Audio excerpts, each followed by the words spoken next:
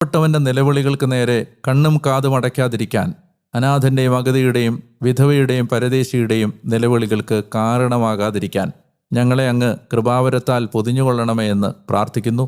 ഈ സ്വരം കേട്ടുകൊണ്ടിരിക്കുന്ന ഈ മകനെയും മകളെയും ഇപ്പോൾ അവിടുന്ന് സ്പർശിക്കണമേ, സുഖപ്പെടുത്തണമേ, അനുഗ്രഹിക്കണമേ, ആശ്വാസം കൊടുക്കണമേ, ഹൃദയത്തിന് സമാധാനവും സന്തോഷവും നൽകി സഹായിക്കണമേ എന്ന് ഞങ്ങൾക്കായി ജീവൻ തന്ന യേശുവിൻ്റെ നാമത്തിൽ പ്രാർത്ഥിക്കുന്നു.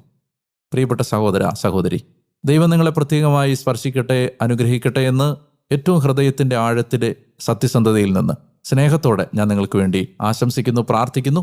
നിങ്ങളിത് കേട്ടുകൊണ്ടിരിക്കുന്ന ഓഡിയോ പ്ലാറ്റ്ഫോം സബ്സ്ക്രൈബ് ചെയ്താൽ മുടക്കമില്ലാതെ നിങ്ങൾക്ക് ഈ വചനവായനയിൽ പങ്കെടുക്കാൻ കഴിയും. നാളെ വീണ്ടും ഈ സ്വരം നിങ്ങളുടെ അടുത്തേക്ക് എത്തും വരെ മറക്കരുത്. ഞാൻ ഡാനിയലച്ചൻ. ഞാൻ നിങ്ങൾക്ക് വേണ്ടി പ്രാർത്ഥിച്ചുകൊണ്ടേയിരിക്കുന്നു. അതുവരെ സ്നേഹിക്കുക, പ്രാർത്ഥിക്കുക, ഈശോയെ പങ്കുവെക്കാൻ പരിശ്രമിക്കുക. നാളെ വീണ്ടും കാണാമെന്ന പ്രാർത്ഥനയോടെ ബൈ.